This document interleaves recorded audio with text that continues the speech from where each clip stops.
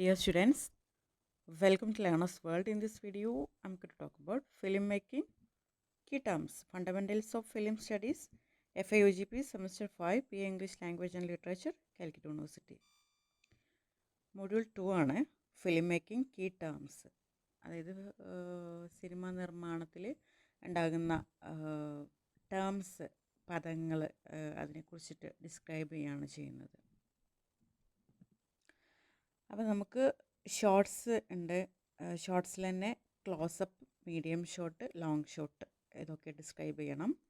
Camera angle, straight on angle, angle shots, high angle shots, low angle shots, short reverse shot, focus, shallow focus, de focus, editing, chronological editing, continuity editing, cross cutting, മൊണ്ടാജ്.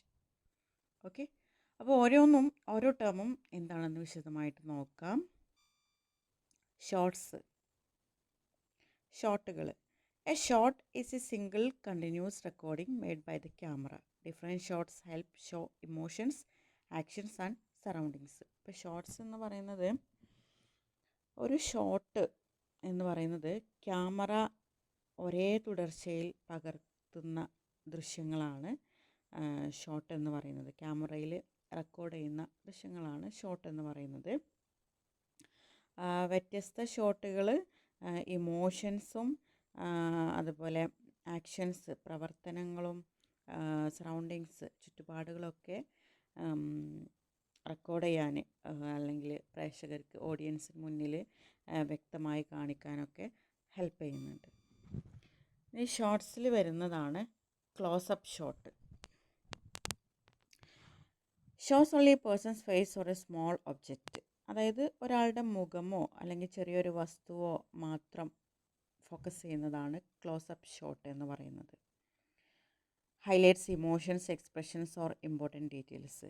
അതായത് ആ മുഖത്ത് കാണുന്ന emotions, വികാരങ്ങൾ, expressions, മുഖഭാവങ്ങൾ, പ്രധാന വിവരങ്ങൾ ഒക്കെയാണ് അതിൽ എടുത്ത് കാണിക്കുന്നത്. Makes audience feel emotionally connected to the character. അതായത് ഓഡിയൻസിന്, പ്രേക്ഷകർക്ക് കഥാപാത്രത്തോട് കൂടുതൽ ഒരു മാനസിക ബന്ധം ഉണ്ടാക്കാൻ ഇത് ഹെൽപ്പ് ചെയ്യും. For example, a closeup of a person's face while crying shows sadness clearly.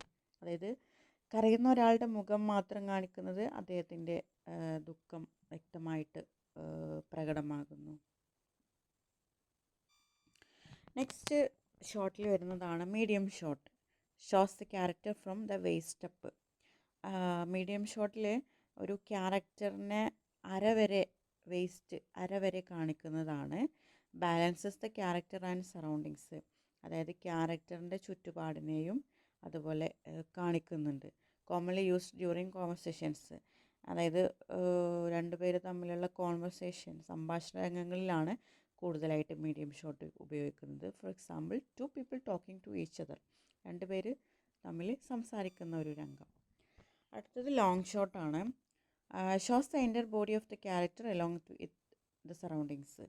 അതായത് ക്യാരക്ടറിൻ്റെ മുഴുവൻ ശരീരവും ചുറ്റുപാടും കാണിക്കുന്നുണ്ട്.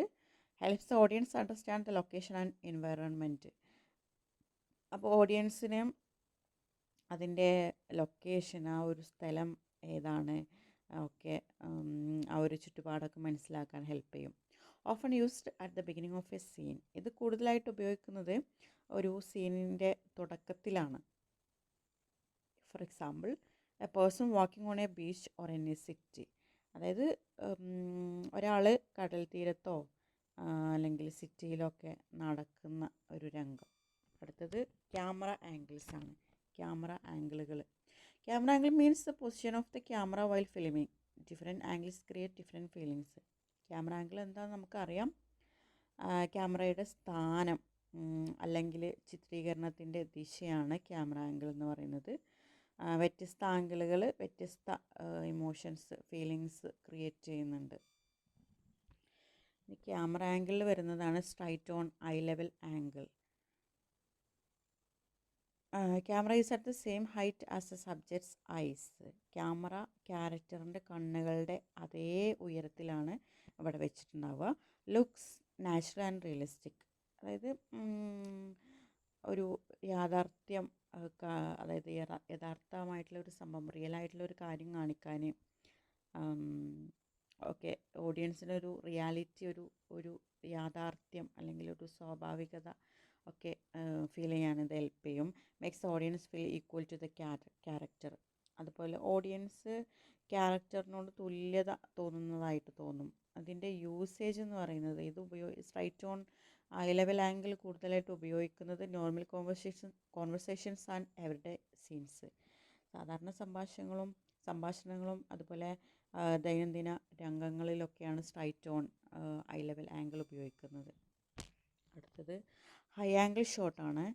Camera looks down on the subject. Camera മുകളിൽ നിന്ന് താഴേക്ക് ചിത്രീകരിക്കുന്നതാണ് high angle shot. Makes the character seem weak, small, scared or helpless. അതായത് ക്യാരക്ടർ ദുർബലനോ അല്ലെങ്കിൽ സ്മോൾ, ചെറിയവനോ അല്ലെങ്കിൽ എന്തെങ്കിലും പേടിയൊക്കെയുള്ള ഒരു രംഗം കാണിക്കാനാണ് ഇത് ഉപയോഗിക്കുന്നത്. For example A child standing alone in A large room. ഉദാഹരണമായിട്ട് പറയുകയാണെങ്കിൽ ഒരു വലിയൊരു മുറിയിൽ ഒറ്റക്ക് നിൽക്കുന്ന ഒരു കുട്ടീനെ ചിത്രീകരിക്കാൻ ഹൈ ആംഗിൾ ഷോട്ടാണ് ഉപയോഗിക്കുന്നത്. അടുത്തത് low angle shot. Camera looks up at the subject. അതായത് ക്യാമറ താഴെ നിന്ന് മുകളിലേക്ക് ചിത്രീകരിക്കുന്നു ലോ ആംഗിൾ ഷോട്ടിൽ. Makes the character appear powerful, important or frightening. അതായത് കഥാപാത്രം കുറച്ചും കൂടി ശക്തനും ഇമ്പോർട്ടൻറ്റും ഒക്കെ ആണെന്ന് കാണിക്കാൻ അല്ലെങ്കിൽ പേടിയുള്ള ആളാണ് കാണിക്കാനാണ് ഇത് ഉപയോഗിക്കുന്നത്. For example A super hero standing confidently. ആത്മവിശ്വാസത്തോടെ നിൽക്കുന്ന ഒരു സൂപ്പർ ഹീറോ അതിനെ ചിത്രീകരിക്കാൻ ലോ ആംഗിൾ ഷോട്ടാണ് ഉപയോഗിക്കുന്നത്. ഇനി shot reverse shot.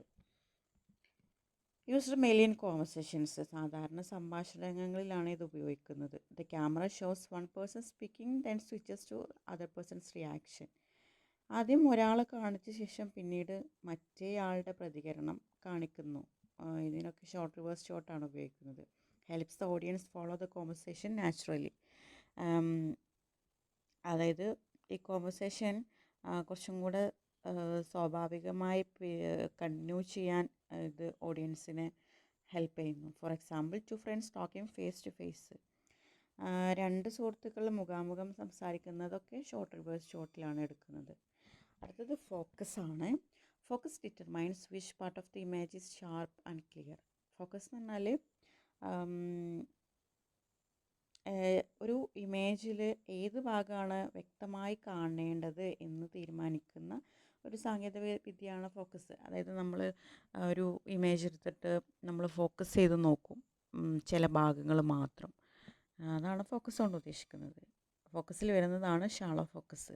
Only one subject is clear. ഒരു വിഷയം മാത്രം വ്യക്തമായി കാണുന്നതാണ് shallow focus. The background is blurred. അതിൻ്റെ പശ്ചാത്തലം മങ്ങിയിരിക്കും, ഒരു ഭാഗം മാത്രം ക്ലിയർ ആയിട്ട് കാണും. Directs the audience attention to one person or object. അതായത് ഓഡിയൻസിൻ്റെ ശ്രദ്ധ ഒരു വ്യക്തിയിലേക്കോ വസ്തുവിലേക്കോ കേന്ദ്രീകരിക്കാനാണ് ഷാളോ ഫോക്കസ് ഉപയോഗിക്കുന്നത്. For example a closeup of a flower with a blurry background. ഒരു മങ്ങിയ ബാക്ക്ഗ്രൗണ്ടിൽ പശ്ചാത്തലത്തിൽ വ്യക്തമായി കാണുന്ന ഒരു ഫ്ലവർ, ഒരു പൂവ്. അടുത്തത് ഡീപ് ഫോക്കസ് ആണ്. Everything in the frame is clear from front to back. ചിത്രത്തിൻ്റെ മുൻഭാഗം മുതൽ പിന്നാമ്പുറം വരെ എല്ലാം വ്യക്തമായി കാണുന്നതാണ് ഡീപ് ഫോക്കസ് എന്ന് പറയുന്നത്. Allows the audience to notice many details at once. അതായത് ഒരേ സമയം നിരവധി വിശദാംശങ്ങൾ ഇതിലൂടെ കാണാൻ കഴിയും ഓഡിയൻസിന്. For example a classroom where students in the front and back are all in focus. അതായത് ഒരു ക്ലാസ് റൂമിലെ മുൻവശത്തും പിന്നിലിരിക്കുന്ന വിദ്യാർത്ഥികളെ വ്യക്തമായിട്ട് കാണിക്കുന്ന ഒരു ക്ലാസ് റൂം, അത് ഡിഫോക്കസിന് ഉദാഹരണമാണ്. നെക്സ്റ്റ് എഡിറ്റിംഗ് ആണ്. Editing is a process of joining different shots together to create a complete film. Editing എന്ന് പറഞ്ഞാൽ വിവിധ ഷോട്ടുകൾ കൂട്ടിച്ചേർത്ത് ഒരു പൂർണ്ണ സിനിമയാക്കുന്ന ഒരു പ്രക്രിയയാണ്. അതിൽ കട്ട് ചെയ്യേണ്ടി വരും, പല പല കാര്യങ്ങൾ ചെയ്യേണ്ടി വരും.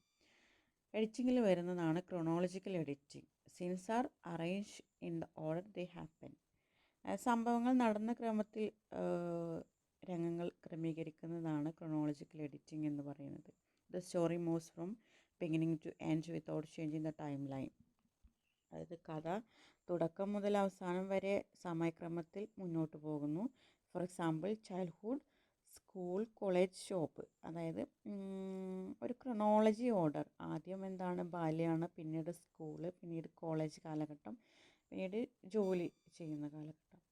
അടുത്തൊരു എഡിറ്റിംഗ് ആണ് continuity editing. Makes a film flow smoothly. സിനിമയ്ക്കൊരു ഒഴുക്ക് കിട്ടാനാണ് കണ്ടിന്യൂറ്റി എഡിറ്റിംഗ് ചെയ്യുന്നത്. Ensures actions, positions and movements remain consistent. കഥാപാത്രങ്ങളുടെ ചലനങ്ങളും സ്ഥാനങ്ങളും പ്രവർത്തനങ്ങളും തുടർച്ചയായി നിലനിർത്തുന്നു ഈ ഒരു കണ്ടിന്യൂറ്റി എഡിറ്റിങ്ങിൽ. The audience does not notice the cuts. അതായത് കട്ടുകൾ വരുന്നത് പ്രേക്ഷകർക്ക് ശ്രദ്ധിക്കാനാവില്ല. For example, a person opens a door in one shot and enters the room in the next shot naturally.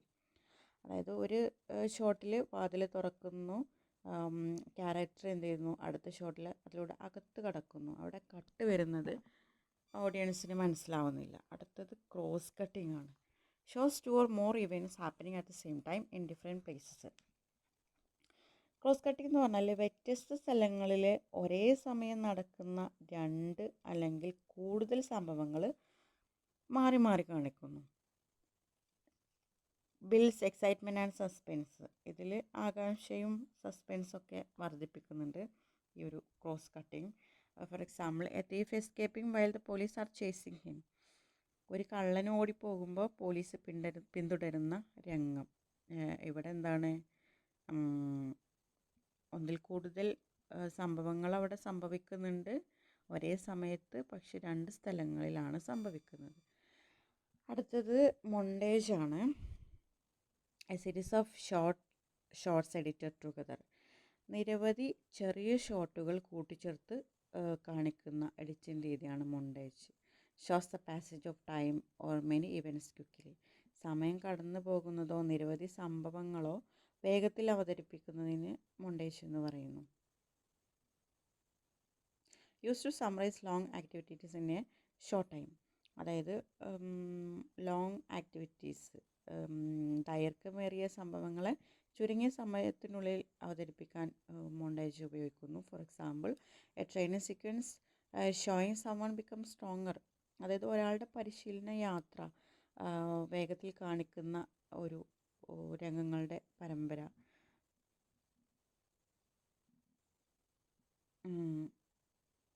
ഇതൊക്കെ ഒരാളെ സ്ട്രോങ്ങർ ആക്കാൻ ആണ് കാണിക്കുന്നത്. ഇതൊക്കെ മൊണ്ടേജിനുള്ള ഒരു എക്സാമ്പിളാണ്.